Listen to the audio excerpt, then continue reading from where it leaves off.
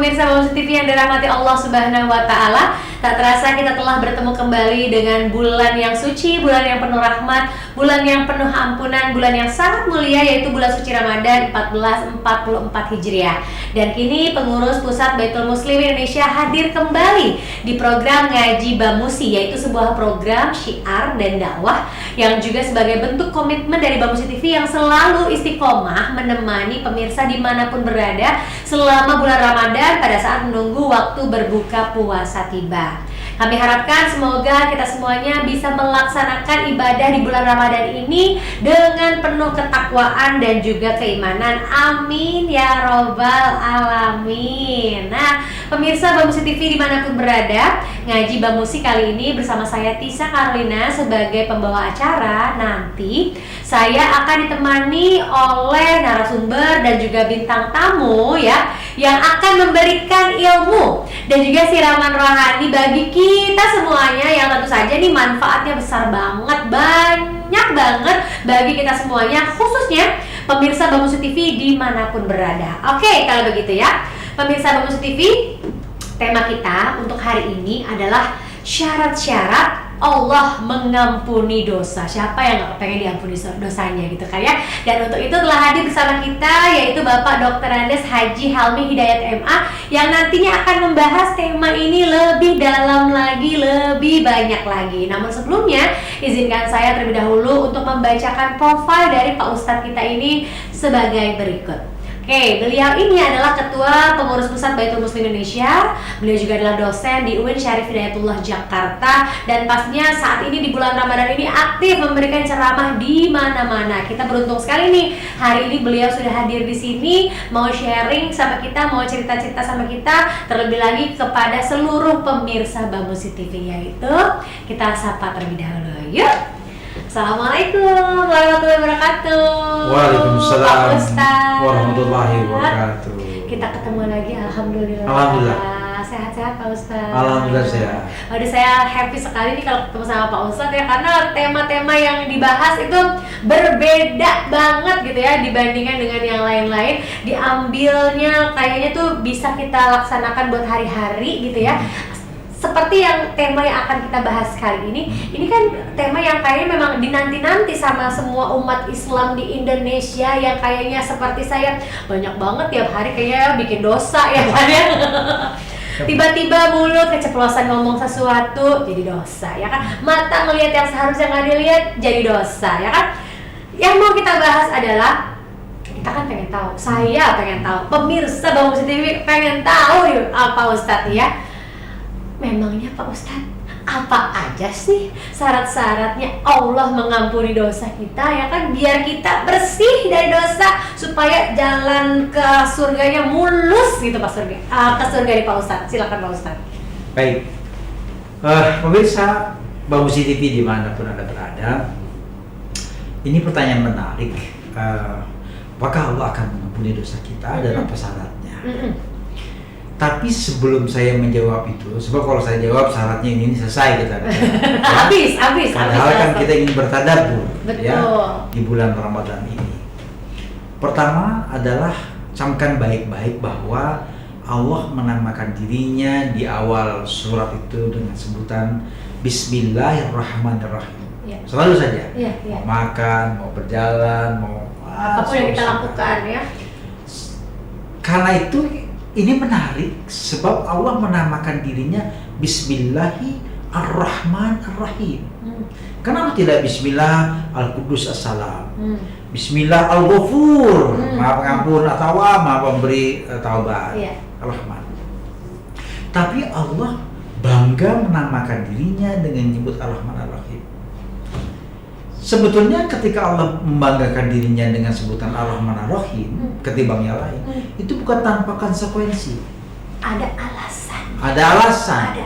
Alasannya lebih merupakan konsekuensi. Kalau nantinya pemirsa dimanapun Anda berada, ternyata setelah kiamat tiba, kita dihisab, sebagian masuk surga, sebagian masuk neraka, kan begitu ya? Iya. Ternyata lebih banyak orang dan jin masuk ke dalam neraka ketimbang masuk dalam surga. Siapa yang malu? Allah. Katanya Allah Ar-Rahman Ar-Rahim. Nah, gitu. Allah sudah menamakan dirinya Ar-Rahman Ar-Rahim. Ternyata lebih banyak makhluknya dari jin dan dari manusia masuk neraka. Mau dikemanakan tuh nama Ar-Rahman Ar-Rahim? Karena itu supaya itu tidak terjadi dan Allah tidak malu di hadapan para makhluk-makhluknya, harus dibuat sebuah sistem, mekanisme diciptakan yang membuat sebetulnya makhluk Allah itu lebih banyak masuk surga ketimbang neraka. Jadi sebenarnya kita punya kesempatan banyak banget buat masuk surga. Karena sistem disengaja oleh Allah Subhanahu wa taala. Dibuat. Misalnya begini, Mbak.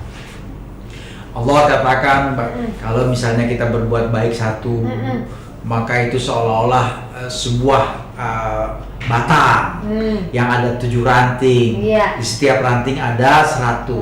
Berarti satu perbuatan baik pahalanya 700 kali. Itu kan bonus kebanyakan. Banyak banget gitu ya. Itu plusnya plus aja. Tujuannya apa? Supaya kuota ke surga lebih banyak. Kalau kita niat berbuat baik, ya nggak jadi nih. Baru niat doang. Pahala. Baru niat doang. Itu karena Allah sengaja tuh ya. Sekarang kita berniat berbuat jahat, batal, dapat pahala. Nggak jadi berbuat jahat. Iya kan? Masya Allah. Sama kan? Terus kalau kita berbuat salah, berbuat dosa, dosanya ya setimpal dengan perbuatan kita. Itu aja. Misalkan dosanya 1 ya 1. Kita mencuri, ya dosa mencuri. Berzina, dosa berzina. Tapi kalau kita berbuat baik, menolong orang, pun banyak sekali pahalanya. Masya Allah. Nah, tapi masih kurang. Kasarnya bilang, Allah masih takut, tapi Allah nggak takut. Allah masih takut nih, jangan-jangan hambanya ini lebih banyak neraka. Gimana caranya? Harus diciptakan bulan bonus nih. Bulan Ramadan. Hadirlah bulan ini sekarang. Makanya Ramadan itu kan bahasa Arab. Ramadan yarmudu itu artinya membakar. Bakar dosa kita. Sebulan. Ya kan? Ada bulan rahmah, bulan maghfirah, itkun minan nar. Itu kan sebenarnya bonus surga semua. Jadi sebetulnya kalau ada orang yang sampai masuk neraka, itu udah kelewatan sebetulnya. Itu dia udah ngapain aja tuh berarti ya Pak Ustadz ya, sampai kok bisa-bisanya masuk neraka tuh ya? Bisa, dan itu bisa. Jadi gini, pemirsa dimanapun Anda berada, nanti sambil kalau sempat sambil mendengarkan tausiah ini, buka deh surat Al-Furqan. Dalam surat Al-Furqan ayat 63, Allah tadi menamakan dirinya Ar-Rahman. Allah berfirman, "A'udzubillahi minasyaitonirrajim." Supaya valid saya bacakan saja ya firman Allah Subhanahu wa taala, "Wa ibadur rahman alladzina yamshuna 'alal ardi hauna wa idza khatabahumul jahilun qalu salama." Jadi kata Allah Subhanahu wa taala, adapun hamba-hamba Rahman, hamba-hambaku. Jadi Allah menamakan diri Rahman. Itu kalau adalah mereka yang berjalan di muka bumi ini dengan hauna, dengan lembut, dengan humble, dengan tunduk, dengan hati yang ditekan, ego yang ditekan. Kita kira begitu. Wa idza khatabahumul jahilun qalu salam. Jadi kalau ada orang diterjemahkan orang bodoh, sebetulnya bukan orang bodoh. Jadi gini, kalau kita berbuat baik ya, misalnya Mbak semula tidak berjilbab nih, tiba-tiba pakai jilbab, teman-teman Mbak yang belum jilbab, lu kayak ustazah lu, baru dengan ceramah 2 kali aja lu kayak ustazah, sok suci, sering ya, suci lu sholatnya, mau dilamar lu ya, biar kelihatan sama calon mertua. Sebetulnya ketika mereka berbicara begitu, itu mereka sebetulnya dengan rasa tertekan, yakin saya. Mereka masih malas melakukannya, belum mampu, karena itu sebel melihat orang yang sudah mampu. Lampiasa. Ini sesuai ayat Al-Furqan ayat 63. Nah, nanti ayat berikutnya pemirsa bisa baca sendiri. Misalnya kalau berinfak itu nggak berlebihan, selalu berdoa agar masuk surga, berdoa agar kemudian diselamatkan dari api neraka. Oke, kalau gitu ini nanti masih akan kita bahas di segmen yang kedua ya Pak Ustadz ya. Pemirsa Kompas TV, sebelum kita lanjutkan lagi nih perbincangan kita yang semakin menarik dengan Bapak Dr. Andes Haji Helmi Hidayat MA saya mau mengingatkan kepada seluruh pemirsa Bamus TV, jangan lupa untuk share, subscribe, like, dan juga komen YouTube channel Bamus TV sekarang juga. Nah, sekarang saya mau ajak nih seluruh pemirsa Bamus TV untuk bisa menyaksikan satu tayangan berikut ini. Nanti saya dan juga Pak Ustadz akan kembali lagi, jadi jangan kemana-mana.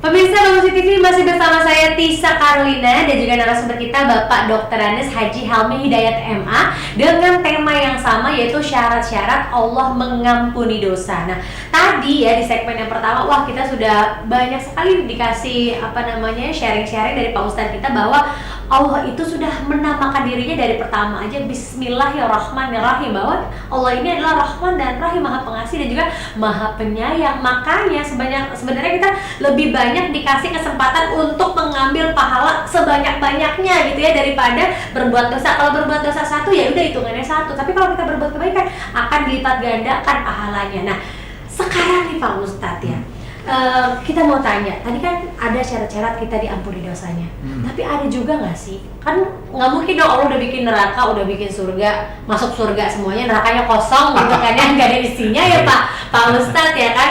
Nah, ada nggak nih sifat-sifat ataupun perilaku-perilaku dari manusia yang bikin Allah tuh murka banget gitu kan? Sampai udah nggak ketahanan nih kayaknya nih, ini memang harus ditaruh dulu nih di neraka sebelum nanti akhirnya diangkat masuk ke surga gitu Pak Ustadz. Silakan. Pertanyaan bagus. Tadi di segmen sebelumnya kan sudah saya jelaskan yang siapa yang masuk ke dalam kategori ibadur rahman ya. Pertama, orang yang cuek aja biarpun dikatain, suci dan sebagainya, kuping. Kemudian yang kalau berinfak tidak berlebihan, yang selalu berdoa agar masuk surga dan dijauhkan dari neraka, kan itu ya.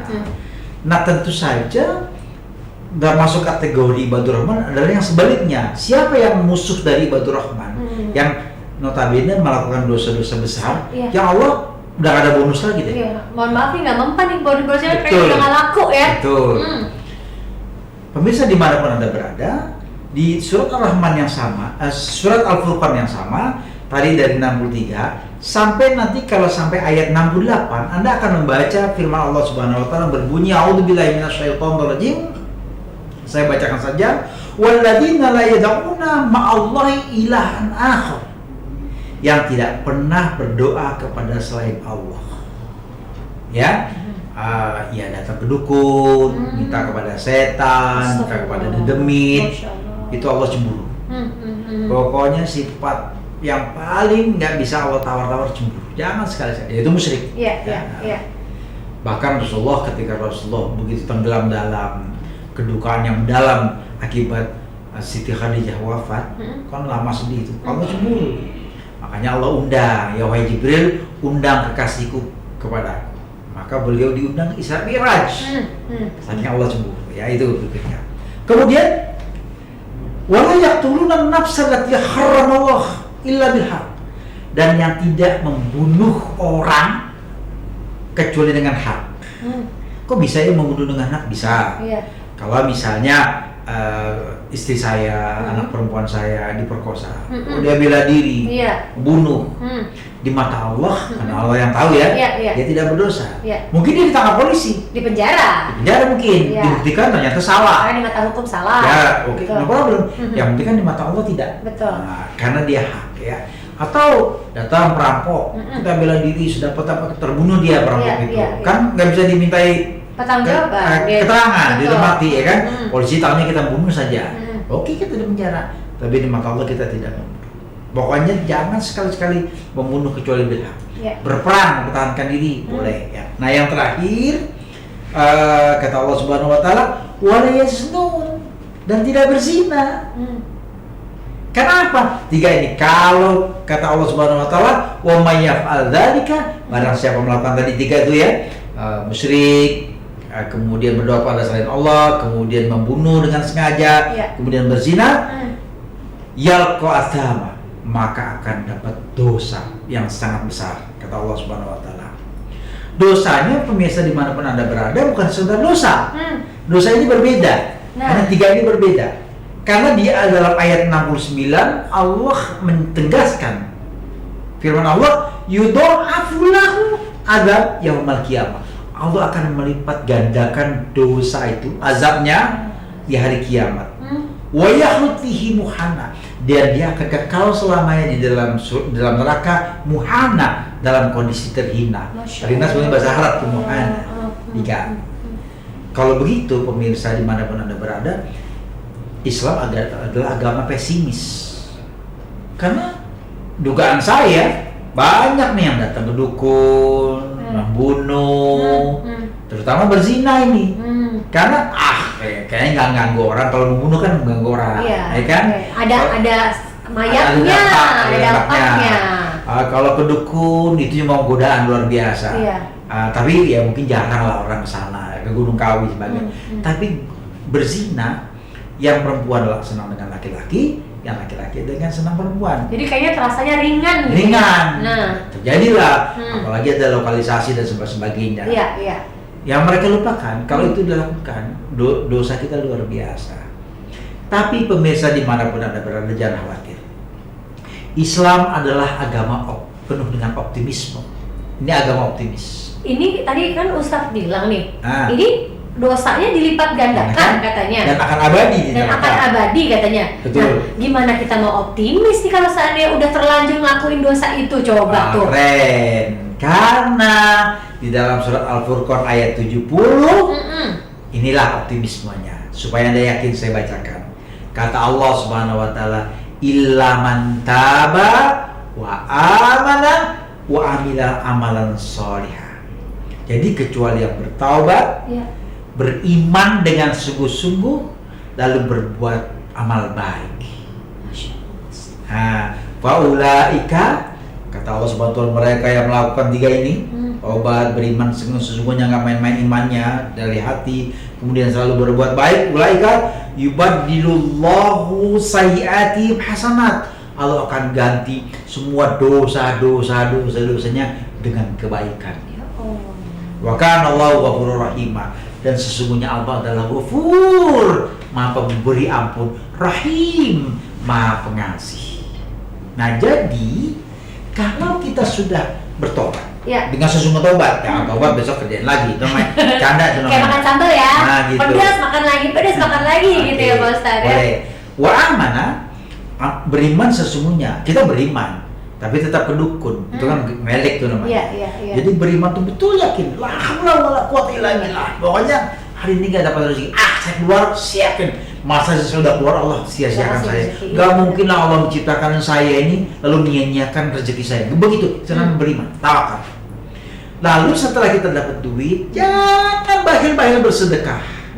Bersedekah, berbagi, bersedekah, berbagi. Ini kalau udah bicara sedekah, subhanallah, gak habis-habis saya cerita. Yang ada adalah keajaiban-keajaiban. Saya kasih 100.000, gak lama kemudian tiba-tiba malam harinya saya udah ngasih orang 1 juta. Dan saya sampai pada tahap udah nggak kaget lagi begitu ya. Yang sekarang saya pada tahap pengen banget melihat wajah Allah saya.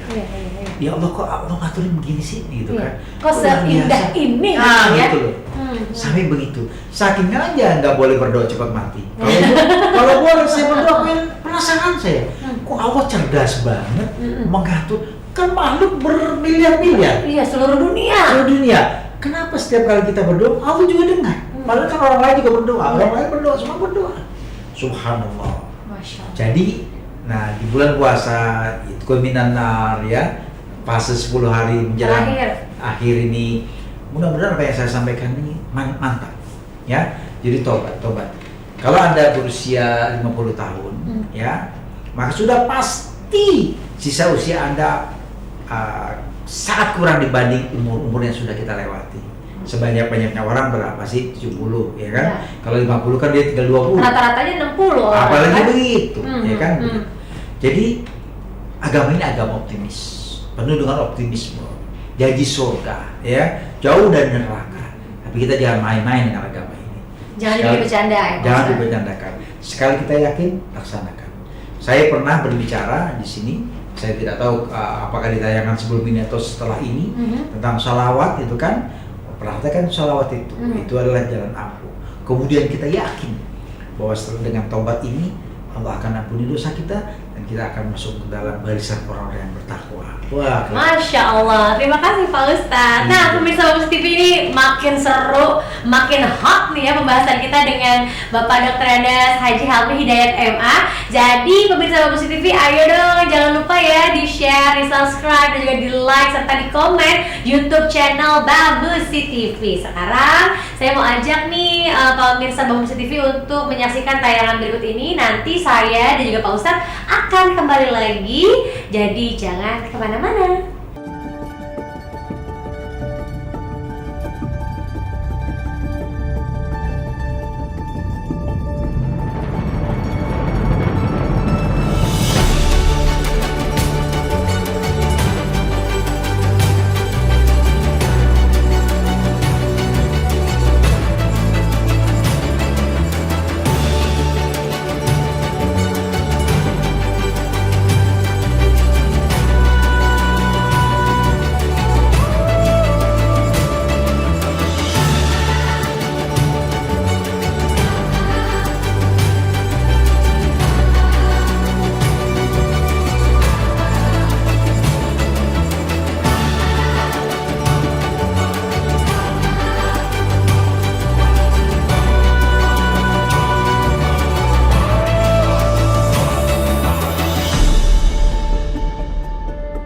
Pemirsa Bamusi TV, kita kembali lagi masih di Ngaji Bamusi bersama saya Tisa Carolina dan juga narasumber kita Bapak Dr. Andes Haji Helmy Hidayat MA, dan dengan tema yang luar biasa banget ini ya. Di segmen 1, segmen 2 kita sudah membahas banyak sekali syarat-syarat diampuninya dosa dan juga Allah murka sama orang-orang yang seperti apa sih ya. Tapi ternyata nih ada banyak pertanyaan ya dari kita. Tadi kan Pak Ustadz sudah menjelaskan 3 dosa besar yang nggak akan diampuni aja ternyata bisa diampuni. Tapi bener nggak sih Ustadz ya? Ini kan berzina itu dampaknya besar kan? Tidak hanya untuk si laki-laki dan perempuannya aja. Kalau seandainya dia berzina lalu hamil juga kan, keturunannya juga ini kan nanti ada banyak dampaknya. Betul. Dia nggak bisa dapat warisan, Betul. ya kan ya. Lalu juga bintinya nggak bisa pakai binti bapaknya, harus pakai binti ibunya. Pastinya kan akan ada kesenjangan-kesenjangan buat si keturunan ini. Dampaknya luar biasa. Akibat 2 orang ini menimbulkan hal-hal yang kurang baik nanti ke depannya. Apa beneran bisa diampuni nih dosa yang sebesar itu, yang ringan dilakukan tapi ternyata menanggung beban yang banyak? Apa benar-benar Allah bisa mengampuni dosa para pezina ini nih Pak Ustadz nih? Baik. Di segmen terakhir ini kita membahas soal itu ya, karena itu memang mungkin bisa jadi menjadi pertanyaan banyak orang. Pertama, pemirsa dimanapun Anda berada, saya jelaskan meskipun belum ditanya tapi mungkin penting soal hukum berzina. Jadi kalau ada orang berzina, laki dan perempuan belum pernah nikah, maka dia tidak dirajam, karena dia kan belum pernah berhubungan badan, penasaran dia. Jadi hukumannya dia dicambuk saja. Karena itu cambuk macam-macam. Kalau di Arab Saudi cambuk beneran sampai lecet begitu kan. Tapi ingat, Nabi Ayub kan dulu ketika kesel, lalu dia menazar, kalau saya sembuh, gara-gara istrinya kan membotakin rambutnya lalu dijual rambutnya. Kalau saya sembuh, saya cambuk kamu 100 kali. Begitu dia sembuh, istrinya udah rambut panjang, dia ingat, aduh saya udah bernazar, bingung gini. Akhirnya malaikat Jibril turun, dibilang ini, yuk susah amat sih, gitu kan. Iya, susah lah istri saya, dia udah berjasa bantu saya. Sekarang udah cantik kembali, masa saya pecut itu kan 100 kali. Kata malaikat, ente kumpulin jerami sebanyak 100 jerami. Lalu pukul dia dengan lembut. Des. Sama-sama dipukul. 100. Wah iya. Kan gitu kan? Iya. Dia melakukan nazar. Jadi sebetulnya orang berzina sebetulnya bukan pecutnya itu sendiri yang melukai dia, membuat dia trauma dan dia bertobat. Iya. Panggil keluarga besar, Iya. katakan dia berzina, ya udahlah kita ampunin, anak belum pernah membuat hubungan badan barangkali, ya sekarang kita jalankan hukum Allah nih ya, kita pukul ya 100 kali, ambil sajadah, pukul pelan-pelan. Ini saja sebenarnya dia udah pukulan hatinya ini, malu sekali. Kalau kata anak sekarang tuh kena mental, gitu ya. Sebetulnya. Itu kan cara. Iya. Tapi ingat bahwa menjalani hukum Islam itu namanya had, hudud namanya. Hudud itu batas. Artinya apa? Kalau ada orang berzina yang belum menikah, batas maksimalnya pukul 100 kali. Iya. Jangan dibunuh. Ada orang karena kesel, anak bikin malu lu, dibunuh, dosa. Tapi bagaimana dengan orang yang sudah menikah? Kata Allah Subhanahu wa Ta'ala, dirajam, ya kan, dirajam. Caranya apa? Dia dipendam, kemudian tinggal kepala ditimbuk dengan batu kecil. Nah, tapi ingat, Rasulullah sendiri gak pernah melakukannya, disuruh sahabatnya. Suatu ketika pernah dirajam, begitu dirajam, gitu kan, wah sakit dia kabur. Udah kabur diumur, digebuk pakai kayu. Nah, sahabat bertanya, enggak, dirajam, udah mati. Gimana cara kalian membunuhnya? Pakai kayu. Loh, kan saya bilang suruh rajam, kabur ya Rasulullah. Kenapa dikejar? Artinya ketika dia sudah mau dirajam saja, dia sudah mau bertobat. Iya, betul. Iya. Ada niatnya. Iya. Hanya begitu dia nggak sanggup, dia kabur, persoalan lain. Iya. Betapa ramah sebetulnya agama Islam sebetulnya. Tapi itu tuh bukan buat main-main. Nah, sekarang apakah benar Allah akan mengampuni orang yang berzina? Pemirsa dimanapun Anda berada, saya akan sampaikan sebuah kisah dramatis. Dulu di zaman Rasulullah itu ada seorang lelaki miskin, nggak punya duit, karena itu pengangguran, nggak punya pekerjaan. Maka cara dia buat makan dan buat survive, buat hidup adalah dia mencuri kain kafan. Mencuri kain kafan. Di Arab Saudi itu, di tanah Arab, orang baru dikubur gampang dibuka karena pasir. Iya, betul. Ya kan? Dan nggak kotor kain kafannya. Tinggal gali, kain kafannya keluar, tarik aja brewet. Nah, kan? Tinggal cuci deh, jual lagi. Ya, mayatnya kemudian nggak pakai kafan, itu kira-kira. Suatu ketika, laki-laki ini suatu ketika yang dimakamkan di situ adalah seorang perempuan, belum menikah, masih sangat muda sekali. Dia gali, dia buka kain kafannya, dan begitu lihat perempuan bugil kan, cantik bugil, dia nggak tahan. Datanglah tuh si setan itu. Kemudian pemirsa dimanapun Anda berada, laki-laki ini kemudian tidak kuat menahan godaan, lalu menzinai mayat tadi. Oke, laki-laki Mbak Tika yang begitu karakternya memang laki-laki. Setelah dia berzina selesai, tiba-tiba dia mendengar suara, ya Allah, sedetik lalu aku menghadap engkau dalam kondisi suci dari hadas besar. Sekarang aku dalam kondisi junub. Bagaimana nanti aku di bulan masa? Orang lain semuanya suci dari hadas besar, saya junub. Kaget ini laki-laki, cepat dibalikin di kuburannya itu, kemudian dia tinggalkan kuburan. Tapi terus suara itu terdengar. Karena dikejar-kejar oleh dosa, akhirnya laki-laki bilang, kenapa saya bingung? Kan saya punya nabi. Katanya nabi memberi syafaat nanti di gurun mahsyar. Sekarang saja saya minta syafaat. Datanglah dia. Tapi ketemu Umar bin Khattab dulu. Nah, laki-laki ini nangis. Ente kenapa nangis? Nah, gitu kan. Begini ya Umar, kisahkan begini. Waduh. Kaget ya. Kaget Umar. Sahabat. Waduh, lu diampunin kan nih kalau begini caranya? Gitu kira-kira. Ntar ya, Umar nangis. Karena menurut Umar gak bakal diampuni. Iya, benar. Udah was-was ya? Was-was. Udah was-was. Ditanya oleh Rasulullah, Umar kenapa nangis? Ada hamba engkau ya Rasulullah, itu kan berbuat dosa, kayaknya nggak bakal diampuni dosanya. Masa, kata Rasulullah, apa sih? Kata Rasulullah juga nggak menduga. Segila ini orang ini, kayaknya nggak bakal diampuni. Udah, sekarang apa bilang? Panggil, dengerin sendiri aja ya. Dia panggil sendiri kita. Nggak sanggup mau cerita. Iya, nggak sanggup. Rasulullah tambah penasaran. Sini dengerin. Cerita begini, begitu selesai apa terjadi? Rasulullah lebih marah ketimbang Umar. Pergi kamu, pergi dari sini. Jangan dekat-dekat saya lagi. Kamu tuh ahli neraka, nggak bakal diampuni oleh Allah Subhanahu Wa Taala.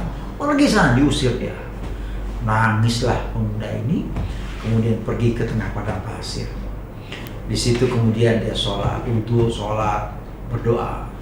Wahai ya Allah, Tuhan Adam dan seluruh nabi sampai Muhammad, aku memohon ampun pada Engkau lewat hamba yang termulia Muhammad, tapi ia telah menolakku. Hanya Engkau satu-satunya, kira-kira begitu. Hanya Engkau satunya aku harapkan. Aku tidak akan keluar dari gurun pasir ini sampai Engkau memberi syarat bahwa Engkau mengampuni dosa-dosaku. Terus doa sebagainya, gitu kan? Sampai rupanya Allah mengampuni. Turun Jibril.